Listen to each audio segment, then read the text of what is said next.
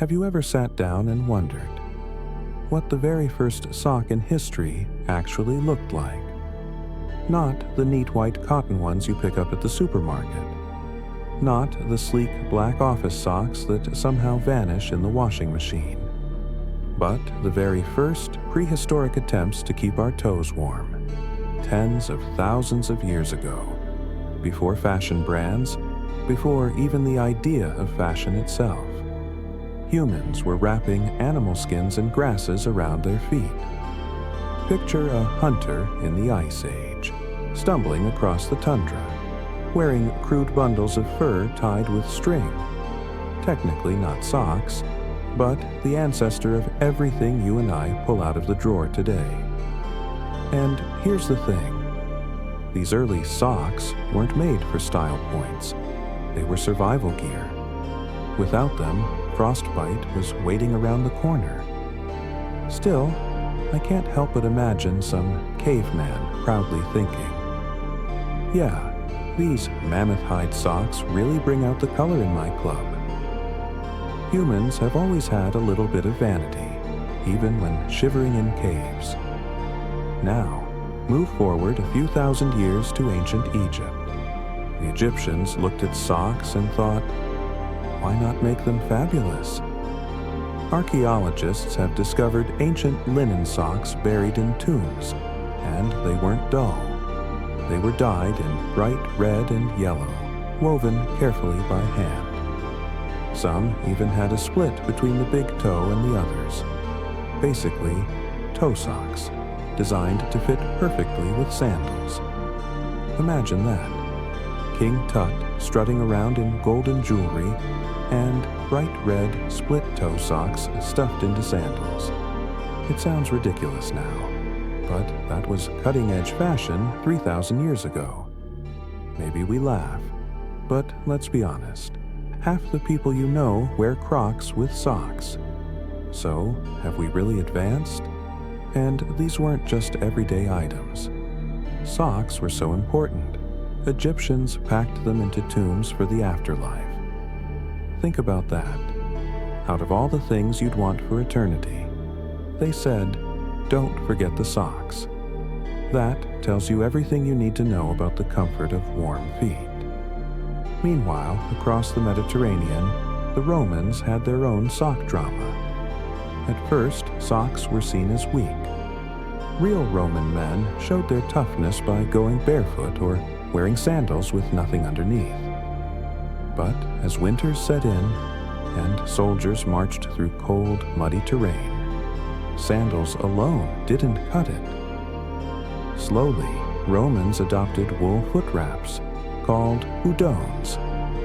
These were rough, itchy, but practical. Still, there was a cultural divide. Philosophers in Rome scoffed at socks as unmanly, while their soldiers quietly tucked woolen socks into their boots. It's basically the same debate we have today about sandals with socks. Some people say it ruins style. Others say it's comfort above all.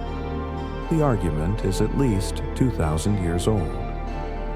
One funny thing about Roman socks, they were often sewn from pieces of fabric, stitched together in shapes that barely resembled our modern versions.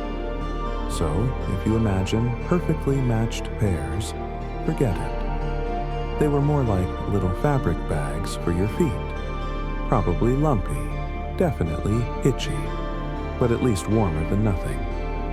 Here's a thought. In museums today, you can still see both Egyptian and Roman socks on display. Small, fragile, sometimes with bright colors that survived thousands of years. And when you see them, it's oddly relatable. You expect artifacts of power and glory, golden masks, marble statues, weapons of war, but instead, you come face to face with socks, humble, ordinary, and completely human. And that's the magic of it. Socks remind us that across cultures and centuries, whether it's a caveman, a pharaoh, or a Roman legionary, people wanted the same thing we still wanted today: warm toes, a little bit of comfort, and maybe a touch of style, even if nobody admits it. So tonight, when you pull on your own socks before bed, think about that long tradition, from animal skins in caves, to linen in Egypt, to wool in Rome. Socks have marched through every step of human history, quietly, faithfully, sometimes silly, sometimes stylish, but always there. If the ancient Egyptians gave us colorful socks, and the Romans gave us itchy wool socks, then the Middle Ages gave us something new, socks as a symbol of power.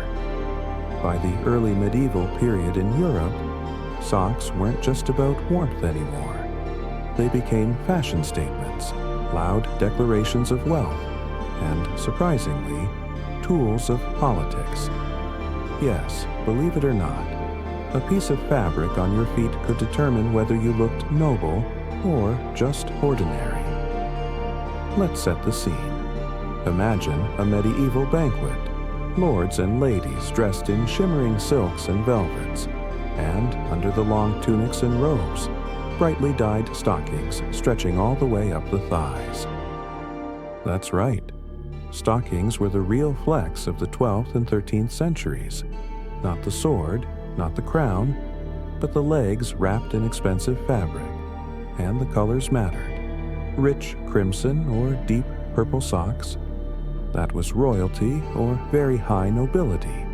Bright greens and blues. Those were costly too, since dyes were rare and expensive. Meanwhile, the peasants down in the village were lucky if they had a pair of rough wool socks that didn't itch like crazy. It was the fashion equivalent of driving a luxury car versus pedaling a rusty bicycle. Everyone knew who had money by the color of their socks. The nobles took it very seriously.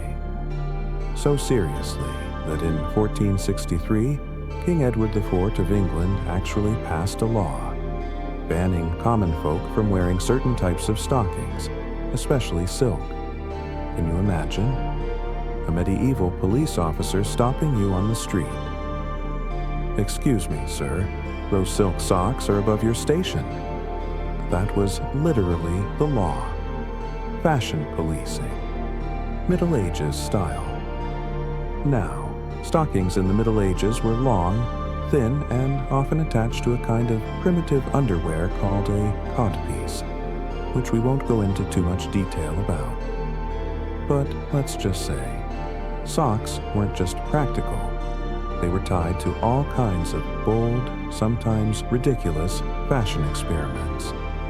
And there was another problem: elasticity. You see, this was long before nylon or elastic fibers existed. So how did people keep their socks from falling down? They tied them with straps or garters around the thighs. That's right, the very same garters that later turned into romantic wedding traditions.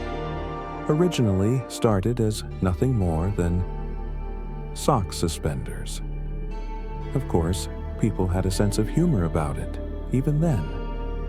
There are old poems and jokes about knights losing their stockings in tournaments, or noblemen chasing runaway socks during dances. Because when you don't have elastic, gravity always wins. But stockings weren't just silly. They were also political gifts. Kings and queens would send expensive silk stockings to allies or foreign rulers, as if to say, "Look at our wealth. We can afford fancy socks." It sounds ridiculous now, but imagine being a duke receiving a pair of bright Italian silk stockings. You'd probably strut around the castle for weeks just to show them off. And here's a fun little image. Some knights were known to wear striped stockings of red and white, or green and yellow. By today's standards, they might look like candy canes or circus performers.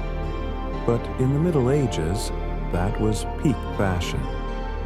People would admire those stripes the way we admire designer sneakers today. The church also got involved. Monks and clergy often wore long wool stockings under their robes. and there were even rules about modesty and simplicity. A monk couldn't go around in bright red socks. That would have been scandalous.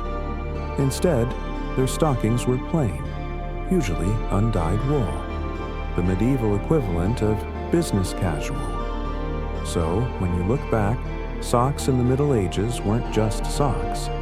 They were symbols of wealth, of faith, of fashion. They could get you noticed. They could get you punished. They could even be the talk of a royal court. It's funny, isn't it? A simple piece of clothing that we barely think about today had the power to separate nobles from peasants, to start conversations in banquet halls, and to spark actual laws about who could wear what. So, the next time you roll your eyes at modern fashion rules, skinny jeans, designer logos, color trends, just remember, in the 1400s, someone could have thrown you in trouble simply for wearing the wrong socks. By the time the Renaissance rolled around, Europe wasn't just rediscovering art and science. It was also rethinking socks. Yes, alongside Michelangelo painting the Sistine Chapel, and Galileo pointing his telescope at the stars. People were obsessing over what to put on their feet. Fashion in the Renaissance was bold, colorful, and, at times, completely over the top. Men wore short, puffy breeches that left their legs exposed, and stockings became the canvas to show off wealth and style. Long, tight-fitting socks that reached all the way up the thighs. Bright reds, deep purples, shimmering silks. Legs weren't just legs anymore. They were a fashion statement. And then came a man who changed sock history forever, William Lee, an English clergyman. In 1589, frustrated that his wife spent more time knitting than paying attention to him, he decided, you know what, I'll just invent a machine to do it faster. And so, he built the very first knitting machine. Think about that for a second. The birth of industrial knitting wasn't sparked by science or war, but by one man's jealousy of his wife's knitting needles. It's one of those history is stranger than fiction moments. Lee's machine could knit much faster and more evenly than human hands. It was revolutionary. But not everyone was impressed. In fact, when he presented it to Queen Elizabeth II's, hoping for royal support, she turned him down. Why? Because she thought machine-made stockings were too coarse for her delicate legs. The Queen basically said, "No thanks, I'll stick to hand-knitted silk." Imagine inventing world-changing technology and getting rejected because the product wasn't soft enough. Still, Lee's invention spread slowly. At first, it was the working class who wore machine-knitted wool stockings, while the nobility continued to demand silk, knitted painstakingly by hand. It was a class divide that you could see right on people's calves. But technology has a way of winning eventually. As knitting machines improved, they could produce silk stockings too, smoother, finer, and more affordable. By the 17th century, even royals couldn't deny the convenience. The same nobles who once turned their noses up at machine knitting were now strutting proudly in machine-made silks. Funny how quickly unacceptable becomes fashionable when quality catches up. The Renaissance was also the golden age of sock color and decoration. Stockings came in stripes, patterns, and embroidered designs. Some men wore stockings so bright and loud that today they'd look like walking highlighters. But at the time, it was considered stylish. After all, this was the era of flamboyant collars, massive hats, and outfits puffed out with feathers. Socks were just part of the extravagance. It's also worth noting that during this time, stockings were still mostly for men. Women's dresses were long, hiding their legs, so the spotlight was on men's calves. Yes, in the Renaissance, a well-shaped leg wrapped in fine silk stockings could win admiration, power, and maybe even romance. You could say men's legs were the Instagram influencers of the 16th century. And here's a funny side note. Some noblemen were so proud of their stockings that they would pad their calves to look more muscular. Fake muscles, Renaissance edition. Just imagine strapping on calf padding so your silk stockings would fit better and impress the crowd. People haven't really changed. We just swap sock padding for gym memberships now. William Lee himself, poor guy, didn't get rich from his invention. After being rejected in England, he moved to France, hoping King Henry IV would support him. Henry was interested, but before anything came of it, he was assassinated. Lee died in poverty, while his knitting machine spread across Europe without him. A tragic end. But his legacy lives on every time you pull on a pair of socks made by machine, which, let's face it, is almost every pair today. So the Renaissance gave us more than art, science, and exploration. It gave us the birth of modern sock making, a strange but true story of jealousy, fashion, and technology colliding. The next time you see socks with fancy patterns or machine-perfect stitching, remember William Lee, the man who just wanted a little more attention from his wife and ended up changing the way the world dresses its feet. By the 18th century, the Renaissance flair for flashy stockings began to fade.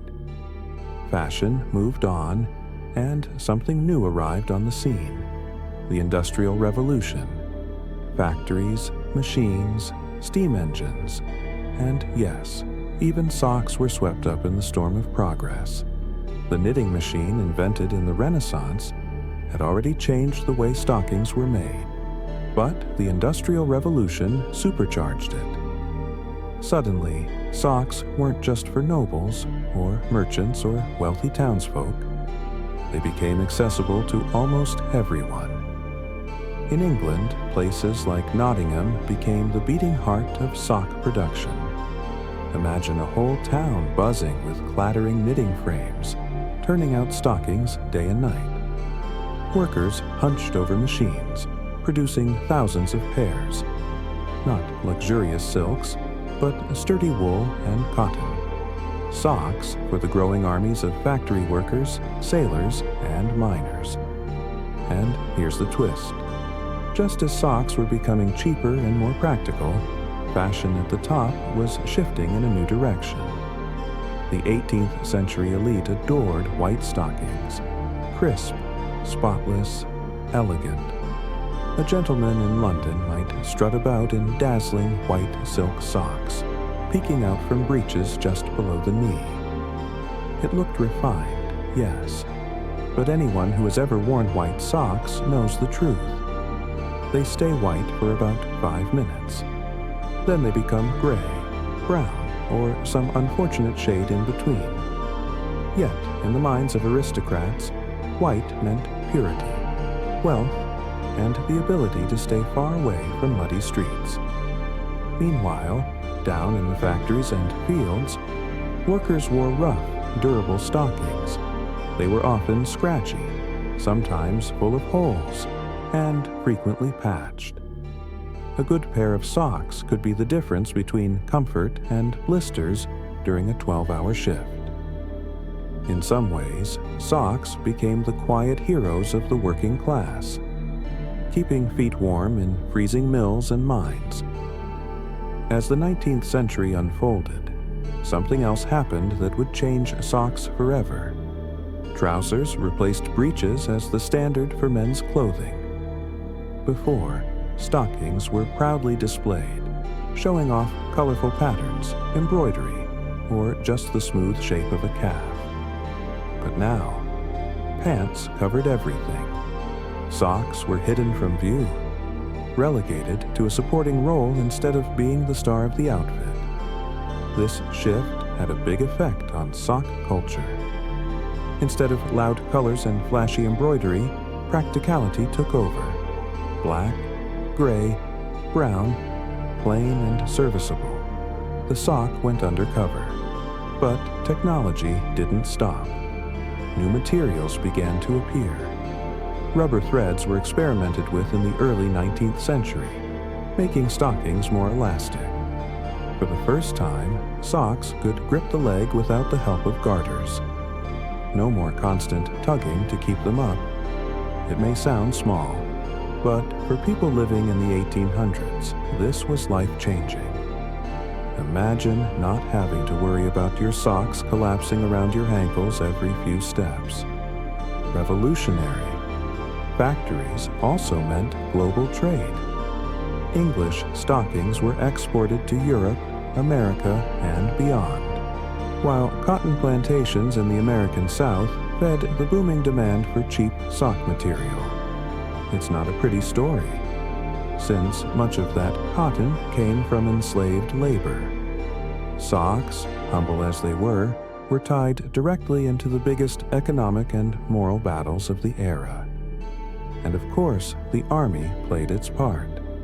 During the Napoleonic Wars, during the American Civil War, and later conflicts, soldiers marched for miles in mass-produced socks.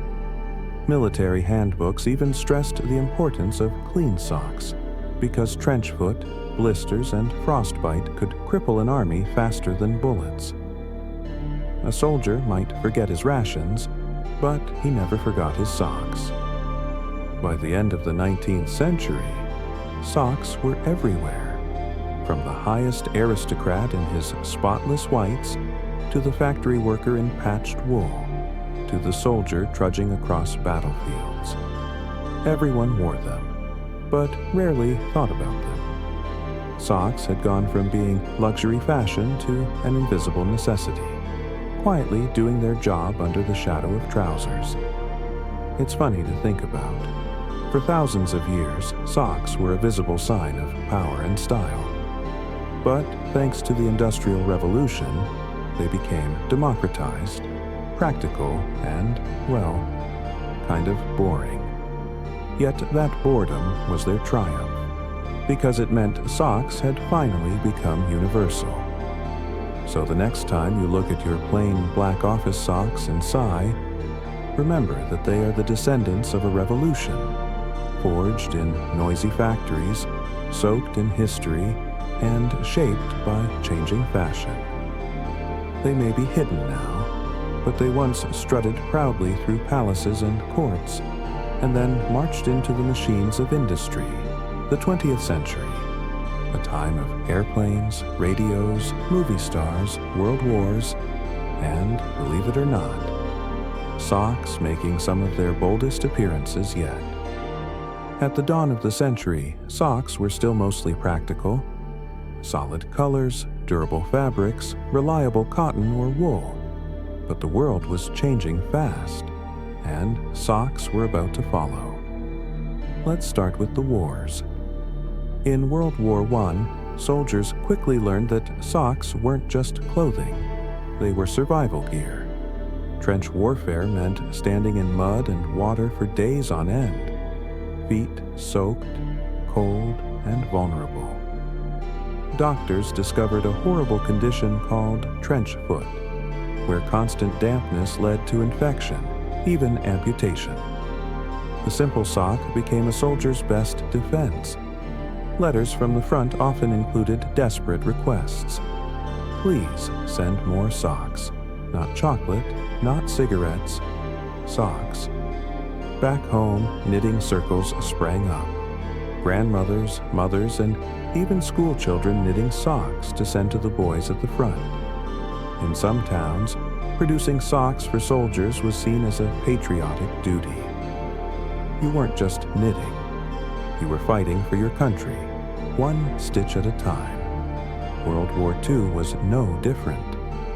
American GIs carried multiple pairs of socks as part of their standard kit. And once again, women on the home front knit millions of pairs. Sometimes they slipped little notes inside, a handwritten good luck, or even a lipstick kiss. Imagine a tired soldier in France pulling out a fresh pair of socks and finding a cheerful note tucked in the toe. It must have felt like a tiny piece of home. But the 20th century wasn't only about war, it was also the century of entertainment, and socks weren't about to miss their chance on the big stage. In the 1920s and 30s, Jazz Age fashion brought colorful argyle socks into popularity. Scottish diamond patterns suddenly showed up on the feet of golfers, dancers, and dapper young men. Argyle said, "I'm stylish, but not too serious." It was the sock equivalent of a wink. Then Hollywood stepped in. By the 1950s, socks became surprisingly glamorous. Think of the classic pin-up posters. Women in silky stockings paired with high heels. The sock, or rather, its more daring cousin, the nylon stocking, was no longer just practical. It was alluring, a symbol of elegance and seduction. And nylons. Oh, they were a phenomenon. Nylon stockings, invented in 1939, were smoother, cheaper, and more durable than silk. Women lined up around city blocks just to get a pair. During World War II, nylon was rationed for parachutes and military use, which only made stockings even more coveted. There were even stories of women drawing lines up the backs of their legs with eyeliner, pretending they were wearing nylons when they couldn't get them. That's how powerful socks, or stockings, had become. By the 1960s and 70s, socks got groovy. Tie-dye patterns, neon colors, and knee-high athletic socks dominated youth culture. Roller skaters in striped tube socks. Basketball players pulling up long socks before a game. This was the era when sports and fashion collided, and socks became part of the show. The 1980s took it up another level. Aerobics videos, bright leotards, and leg warmers everywhere. You couldn't walk into a gym without seeing rows of people in neon leg warmers and high socks. It was flashy, it was sweaty, and it was unforgettable. Socks weren't hiding anymore. They were shouting, "Look at me." And just when you thought socks couldn't get any louder, the 1990s brought in cartoon socks, novelty prints, and bold brands. Kids wore socks with Batman, Mickey Mouse, or crazy geometric designs. Meanwhile, skaters rocked thick white crew socks pulled up high, a look that somehow screamed both rebellion and comfort at the same time. So, through wars and peace, through jazz clubs and aerobics studios, socks kept adapting. They were practical, yes, but they were also playful, stylish, and sometimes even political. What's funny is that for most of history, socks were hidden under trousers. But in the 20th century, they came out into the open again, proudly declaring, "We're not just background characters, we're part of the outfit." From trench warfare to dance halls, from Hollywood stages to basketball courts, socks proved they could do it all: protect, seduce, entertain, and dazzle. And the century wasn't over yet, because the next era would take socks to even stranger places, from novelty inventions to the mystery of the disappearing sock. By the late 20th century, socks had already marched through wars, strutted on Hollywood stages, and sweated in aerobics studios. But humans weren't done experimenting.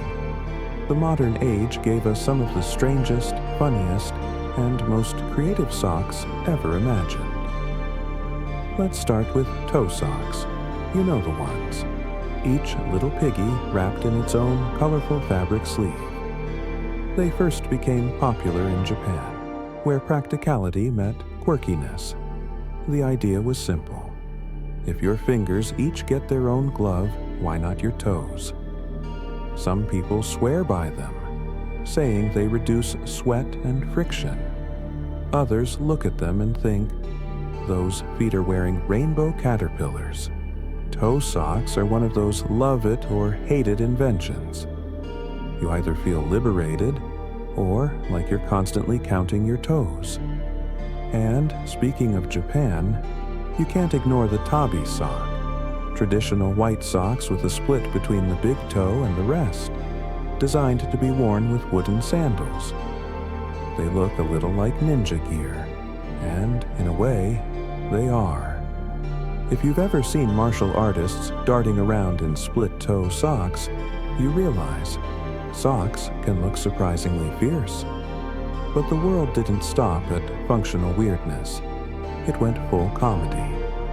Companies began selling mismatched socks on purpose, bright, bold, and deliberately different. The idea? To embrace the universal truth that socks never stay paired anyway.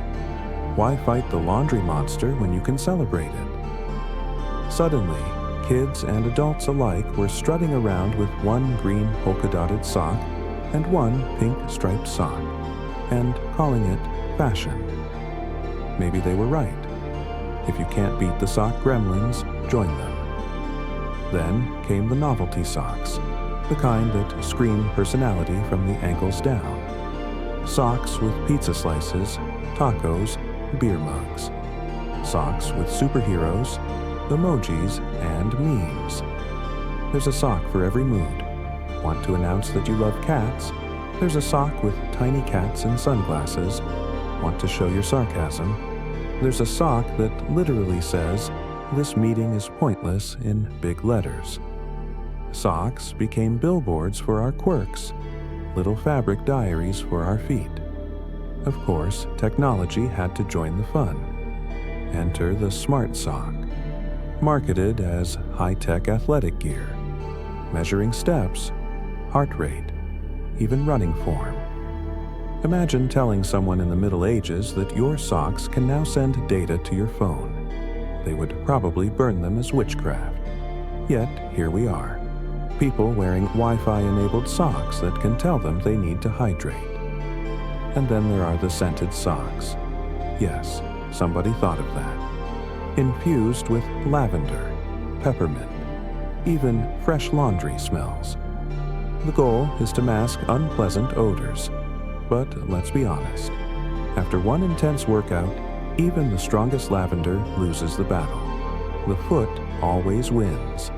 There are also heated socks, battery-powered, designed for skiers and hikers. Imagine pulling on socks that literally warm your toes like a portable fireplace. Wonderful on a snowy mountain. Slightly ridiculous if you forget to turn them off in bed. And don't forget political socks. In recent decades, politicians have started showing off quirky socks as a way to seem relatable. Canada's Prime Minister Justin Trudeau, for example, is famous for wearing bright Star Wars and rainbow socks to meetings. It's funny to think. World leaders sitting around a table discussing global policy while secretly comparing sock patterns under the tablecloth. But perhaps the strangest thing isn't any invention. It's the universal mystery we all face, the disappearing sock. Somehow, no matter how careful you are, one sock vanishes in the laundry, leaving you with a lonely survivor. Scientists have proposed theories: black holes in the dryer, parallel universes filled with our missing socks. But the truth remains elusive.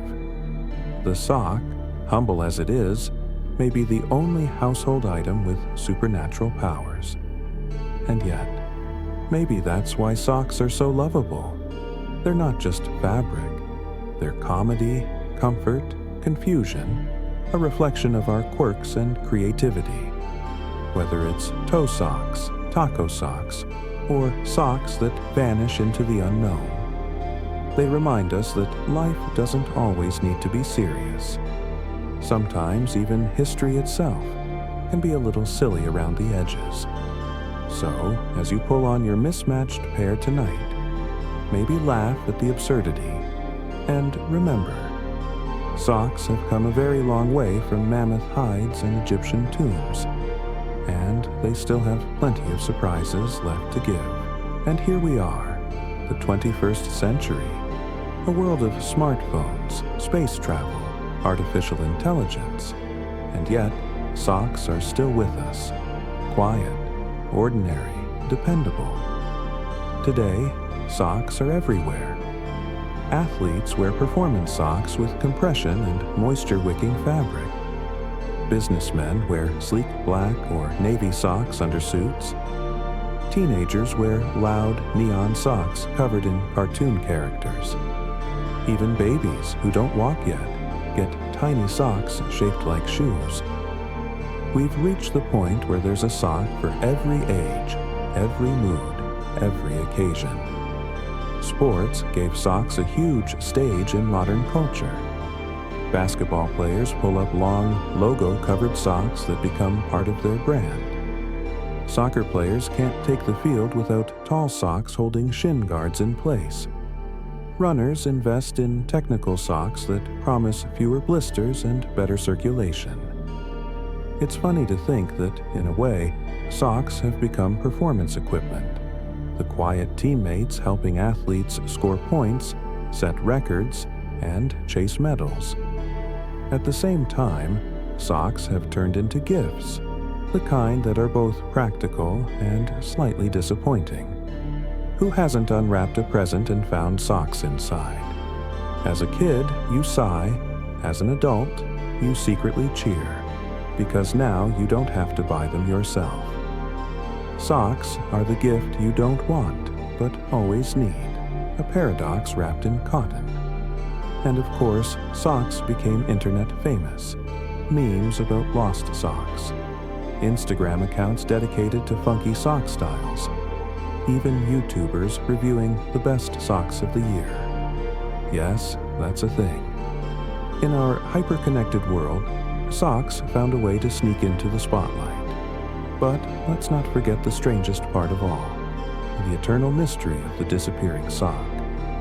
Somehow, despite better washing machines, smart dryers, and all our technological advances, socks still vanish. You put two in, only one comes out. Where do they go? Scientists, comedians, and exhausted parents have all offered theories. Maybe socks slip into the machinery. Maybe static electricity makes them cling to bed sheets. Or maybe, just maybe, there's a secret parallel universe entirely made of lost socks. A world where your old striped gym sock is living happily ever after with that polka dot one you haven't seen since 2015. The missing sock phenomenon is so universal that some people have even turned it into art. Sculptures of lonely socks, poems about sock loss, even sock-themed Memorial Days. It's silly, but it shows how deeply woven socks are into everyday life.